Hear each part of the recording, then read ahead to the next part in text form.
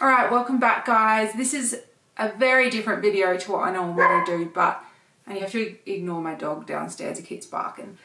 Normally I do cinematic outdoor sort of videos, but I've had quite a few people this week ask me, or not just this week, over the last few years, asking me what I've done to lose weight, and I wanted to jump on here and tell you a little bit about my whole little big journey, I guess. Before I begin, obviously I have to put a bit of a disclaimer.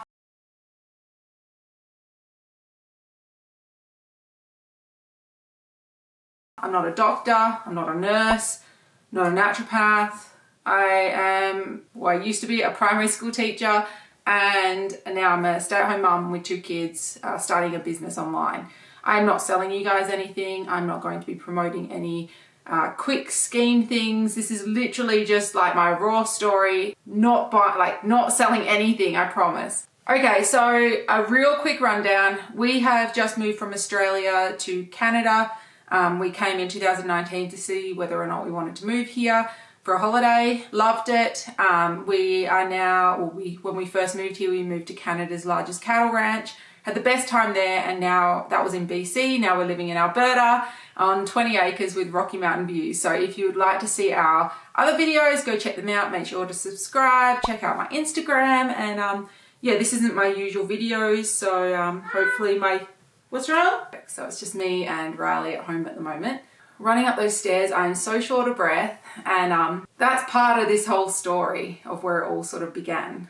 I don't really know where to start. I guess I'll start in order, and that was in 2014. I was working on a station, which is a massive, like 500,000 acre farm, I guess you'd call it, or a ranch in Australia with my partner Connor. We were in the middle of seeding, and I got a phone call middle of the night to say my mum had passed away out of nowhere. She had a heart attack. Only 50 years old, and very unexpected phone call from my dad. And from there on, my health just went right downhill. I'm the sort of person that if I'm going through something, I block it out and get on with my life. Like, I don't sit there and cry. Other people in my family do, and that's great because that's sort of the healthy way to cry it out. I just was like, all right, let's get to work. Let's start building a horse arena. Let's go buy property in closer to my dad, and start doing fencing and build a chicken run, and let's do this and this and this. And I just block it out. Of course, I think of my mum, but that's sort of when the adrenal fatigue kicked in. But I didn't know this for years. I didn't realize, I knew it was my coping mechanism, and I know I'm going on a bit, but I guess it all started from extreme stress, a big traumatic event. It doesn't have to be a big traumatic event, it can just be from years of stress, but that's where my journey began of my autoimmune disease, inflammation in my body, thyroid issues, hormone issues, polycystic ovaries, and a bunch of food and natural environment allergies. So let's dive in. I had Tilly, my daughter, who's now 6, fell pregnant obviously 6.5, 7 years ago. Pregnancy was horrible. It took us 7 months to conceive, which isn't long for some, but for others it's quite a long time. I guess that's because I had hormone issues at the time and didn't realize. We were also properly trying back then too. So from day dot when we started trying, because I'm the organized person I am, we were doing ovulation tests and all of the whole thing. And so to not fall pregnant straight away, I was a little worried. Fell pregnant and was morning sickness the whole entire pregnancy. Felt like I was having contractions the whole time. I was having contractions the whole time. Pretty much quit my job, bed rest, and that made me feel horrible. I just didn't feel myself. So I'd lost my mum.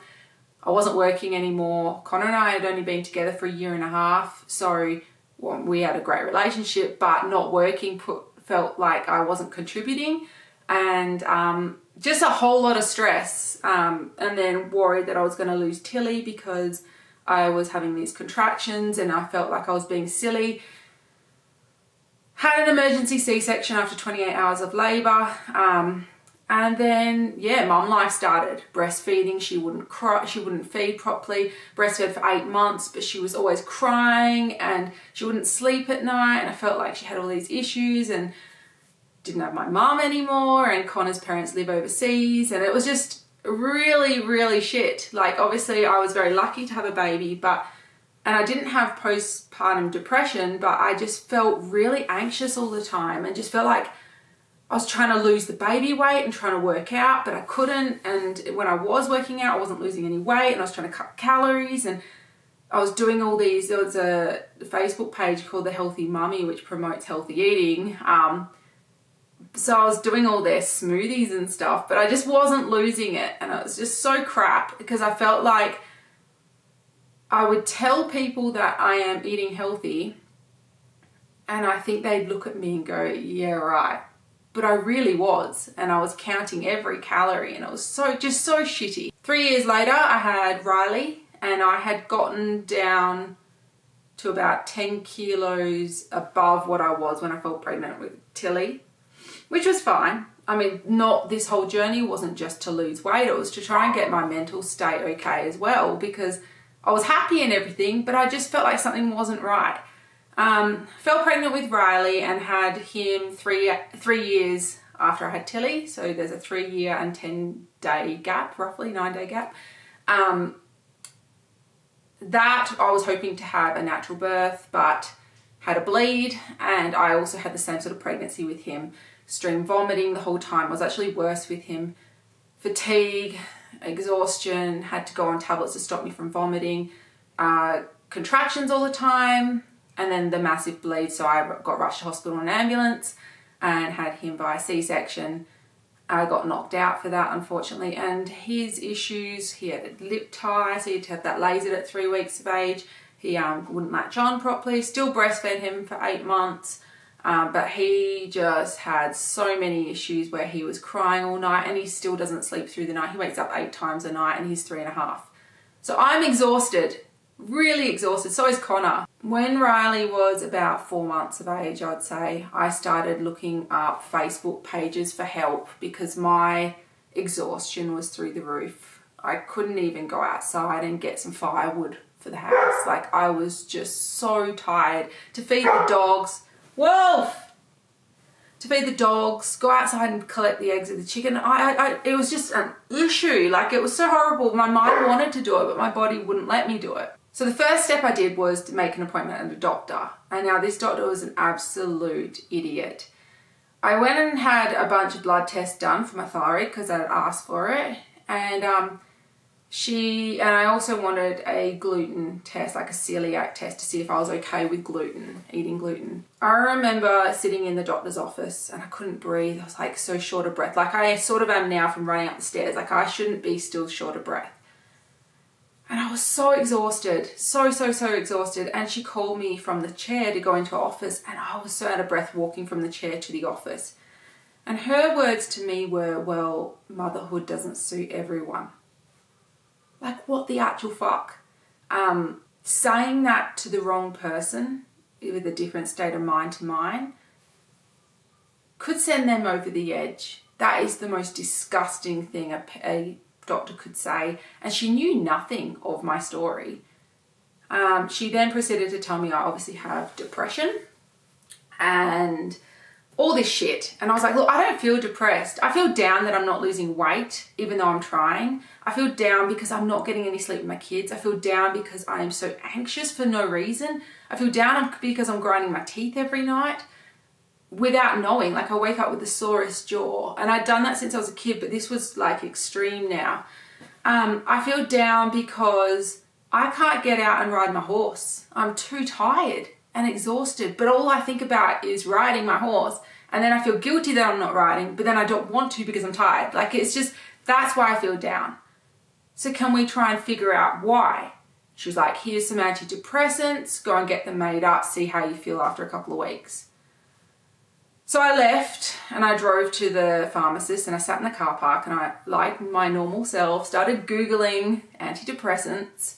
And then I went inside and got them made up, and I just felt shit. And I'm not a crier. I mean, my mum died and I just blocked that out. But I bawled my eyes out when I got that packet of antidepressants, and I looked at the pamphlet, and it was like, can cause depression, can cause anxiety, can cause shortness of breath, can cause all these things. And I was like, why the fuck am I taking these? Like, that's just crap. So I didn't take them.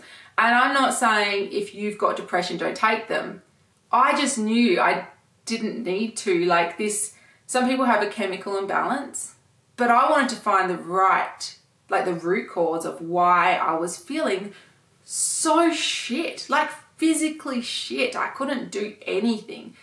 I rang the doctor's surgery and said to the receptionist, can you get the doctor to send me those blood tests that I'd done that she'd said were fine. So it was like iron, celiac, like gluten test, and my thyroid levels. They were really angry, told me that if I wanted them to send them to another doctor that I needed to cancel being with them. So I was like, great, cancel. Got the results, found a Facebook thyroid page in Western Australia, uploaded them on there, and a bunch of people on there. Now, these are not doctors. These are people that have had thyroid issues for years and know how to read the results properly. Said, your thyroid's not right. You need to go and get a reverse T3 test. Your iron is incredibly low. So my iron, when I was pregnant, I looked at all my test results, was like the lowest it can go. Yet I had a C-section and no one told me that my iron was really low. No doctors, no midwives, the surgeon, nothing. And I left the hospital and I should have had an iron infusion. Like, it was so bad. And I reckon that's why I was so short of breath, because if you look that up, that's the reason. So on this thyroid page, lots of people had recommended a doctor in WA. I won't say his name on here because he's already so booked out, but if you message me on Instagram, I can let you know his name. He has about a 9-week wait list. He's a free doctor and he's in Midland in WA. I'm not living there anymore. I'm in Canada, but he is really good. He's straight to the point and just a good doctor. He also works with, not in the same place. There's a naturopath in another location in WA that I see, which if you DM me, I can let you know. And if you go and see her, she'll write a bunch of tests up that you should get. Take that note to the doctor and he's like, no questions asked. He's like, oh, she sent you? Okay, cool. Go get them done. And there's no problems. So when I saw him, he read my test results. He's like, you've got celiac disease, so you cannot eat gluten from these blood results. Your inflammation markers are so high. I had, it's supposed to be under 6, so a TPO. I don't know what that stands for. You can Google it. Levels were so high. They were 360 and they should be under 6, meaning that I have too much inflammation in my body, causing my autoimmune disease and like, well, not causing, I don't know how to word this, I'm not a doctor, but basically this is all linked. So inflammation, thyroid issues, hormone issues, insulin issues, like all these things are all linked somewhere and you got to find this root cause. He also said that my iron was incredibly low, sent me in for an iron infusion, and my thyroid levels were not right. So that doctor that put me on antidepressants, she either doesn't know how to read blood results or get some sort of money from giving people antidepressants, or is sick in the head, because I didn't need it. So seeing this new doctor, who was also free, completely started my whole journey. He's like, I want you to go gluten-free, dairy-free, soy-free, and he said sugar-free, but I'm mostly sugar-free, because those foods cause a lot of inflammation in everyone's body, but some people can't handle it as well as others. So I did that. I cut all those out. I have honestly lost over 30 kilos in 2 years from just cutting out those foods. And I know it sounds like, oh, then what the hell do you eat? I eat steak, I eat eggs, I eat meat, like chicken, fish, like salmon, whatever. I eat salads, I eat gluten-free pasta sometimes. I really try to cut out the carbs purely because oats and grains don't sit with me right, like even if they're gluten-free. That doesn't mean you can't. I eat coconut milk. Drink coconut milk. I eat coconut yogurt. If I want sugar, I make sure it's something natural. So like raw honey or pure maple syrup, not the flavored syrup, like pure 100% maple syrup. I used to buy from Aldi in Australia. You can eat nuts and all that. They don't do well with me. I make my own gluten-free muffins and all that. So before all this, I was eating incredibly healthy, but I was eating foods that, even though to everybody else they're healthy, my body just doesn't do well on. So I was having like a smoothie, but I'm having milk, like full cream cow's milk, or even like the light cow's milk. But I can't eat dairy. It causes inflammation. My body just goes, holy shit, stack on the weight. Her body's like in dire straits here, like she's under attack. Same as when I was exercising, intense workouts, doing 600 to 800 calories every workout, burning it. And my body's like, shit, she's under attack. And I just wouldn't lose weight, like stack on the weight. Like it's just really crap. And I know I'm probably not wording this all correct. I'm not a doctor, but I'm just here to say, like, if something's wrong and you're not losing weight and you're trying everything, you need to get the following tests done. So I got, obviously, my iron tested. I had my thyroid tested, and I'll put up on the screen all the thyroid tests I get, because a regular GP does your TSH, your free T4 and your free T3, and I think there's another one. But they never, ever, ever test your reverse T3, and that is very, very important. So go and scout around, find a doctor, Google it, look up chat forums, everything in your area where you can find someone that will test your reverse T3 if you've got thyroid issues. My naturopath got me to do a hormone test. So it was an at-home kit. You order it online. I ordered it through her. And I had to spit in this vial in my luteal phase, which is like, I think it's day 21 to 28 of your period cycle. Depending, some people have longer cycles, some people have shorter cycles. So it's all written in the description of the kit of whatever one you get. Like I said, I'm not selling anything, so I don't have anything to promote to you guys. You need to see a naturopath and ask them about it. I spat in this vial, sent it off in the post, and then found out my testosterone was incredibly high and my progesterone so low that it was before like premenopausal, like really, really, really low, which was causing the grinding teeth, anxiety. There is a coyote in the middle of the paddock.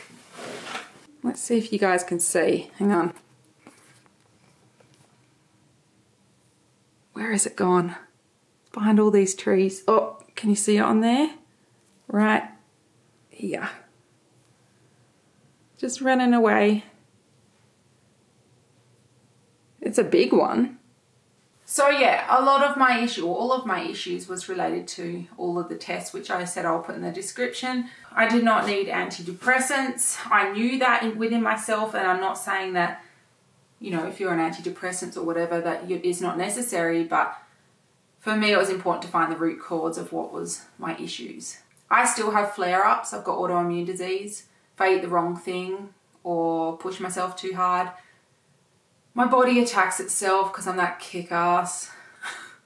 It's really shit, but I know how to manage it now. I usually just take a bath.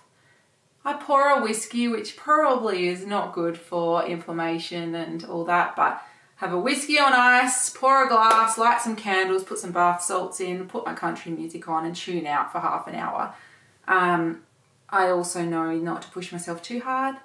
And I know that when I'm having a flare-up, it's usually because I'm going through a lot of stress that week. It's not normally a food-related thing for me because I'm very strict with what I eat. I'll give you a quick rundown of sort of what my usual day of eating consists of. Sometimes I do intermittent fasting, not to reduce the calories, but give my gut sort of a bit of a rest, so it doesn't have to digest food so much. I know that sounds strange. You can look into it.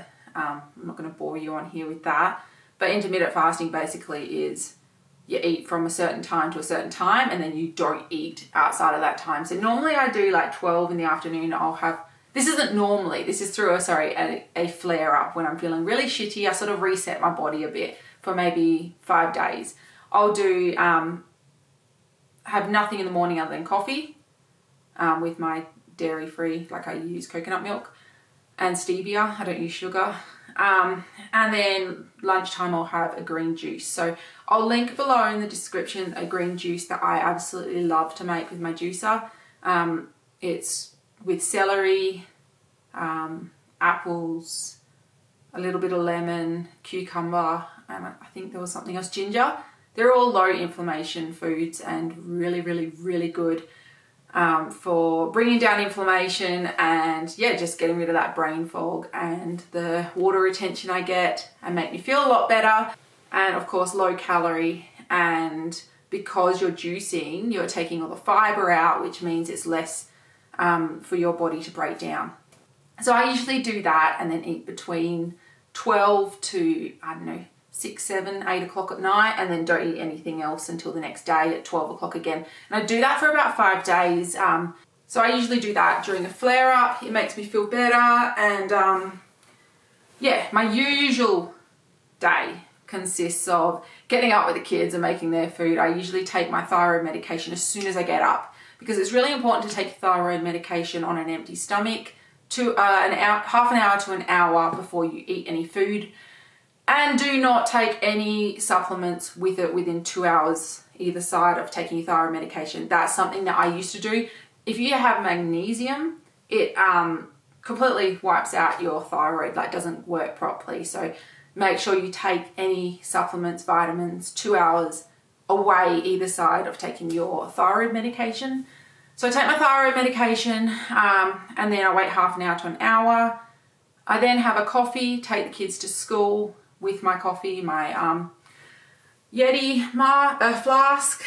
When I come home from dropping the kids off at school, Tilly off at school, Riley usually has his 50th snack for the day, and I have a 2 pieces of gluten-free toast depending on how hungry I am, or I will have chicken breast that I've pre-cut up and put in the freezer. I defrost that, put that on the stove with an egg white with a bit of chili powder.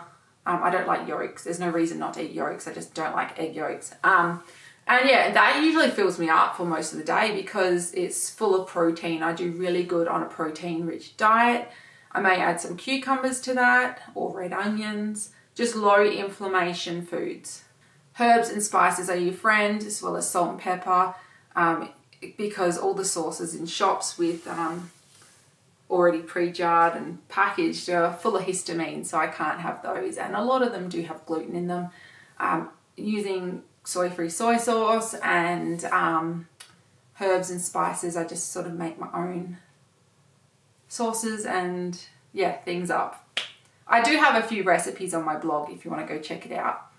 I also take a lot of vitamins, and this isn't going to relate to you guys, but because I have autoimmune disease, I've learned that, not autoimmune disease, polycystic ovaries, I've learned that to bring my testosterone levels down, to drink spearmint tea, use myoinstanol. I also use Estrosense, which is, these are all natural vitamins and supplements that I bought off iHerb, and they help me either with my insulin levels, or the Estrosense brings your estrogen levels down because I'm estrogen dominant and it blocks my progesterone from working and lifting itself up. So I take quite a lot of vitamins, fish oil tablets, zinc. I take, my God, I can't remember, licorice fruit. They're all just natural things. The only thing that I take that is from a doctor is T3 medication, and then a natural thyroid tablet in the morning, which is made from a pig thyroid. And then I take cortisol in the morning and half a tablet at lunch, which is for my adrenal fatigue. It will not be forever. I'm hoping that it elevates my levels to a good point, and then it will stay there with my diet and my correct thyroid dose that I was under medicated for so many years. At night, because my progesterone's so low, I take progesterone cream on my wrists. I take a very, very low dose, but it helps me so much. It brings my anxiety levels down. It stops me from grinding my teeth. I actually get a full night's sleep. And when I say full night's sleep, Riley wakes up like 50 times in the night, but between each time I'm getting a little bit of rest. It's not a light sleep. So the progesterone cream I rub on my wrists, you're not supposed to touch anyone with it. It's very like It works very well. So if you then go touch your kid, they're going to get progesterone. So you need to wash your hands real good. Let it dry for half an hour on your wrist, and then you're good to go. Then the next day when I take it, I put it on the other wrist, and then I put it, the next day's up here, and then the next day's here, and then we start back here again. And I don't take it every day of the month. I do it, I think it's cycle day 15 to 28. And then don't take it again till the next cycle, day 15. But it's different for everyone. You need to go and see a doctor. You need to go see a naturopath. You need to get proper advice. I'm just telling you all that don't just take your regular GP's word for it. Yes, they have studied hard at university, but do you think that a doctor knows everything about every body part and every disease and every virus and every single thing in the whole world to do with being sick? And they learn that in 4 to 6 years or whatever, even if you did 10 years at uni, there is no way. So if you think something's wrong, do your own research, see a few doctors, try and get a few recommendations from other people, and yeah, definitely put it all together and work it out yourself. And yeah, don't dismiss natural ways either, because they are amazing. Come here. Do you want to say goodbye to everyone? Oh. You say goodbye? Goodbye. Vegemite on your mouth. We brought Vegemite, didn't we? Alright, thanks guys. Make sure to subscribe, like and comment. And if I forgot anything, ask below. But remember, I am not a doctor. I can't give you medical advice. I can just tell you what... Oi! I can just tell you what my story is. Bye! Say bye! Bye! Monday and Tuesday and Wednesday through Thursday and Friday and Saturday too. We'll look for a home that is just right for you. Monday through Sunday and the whole week through.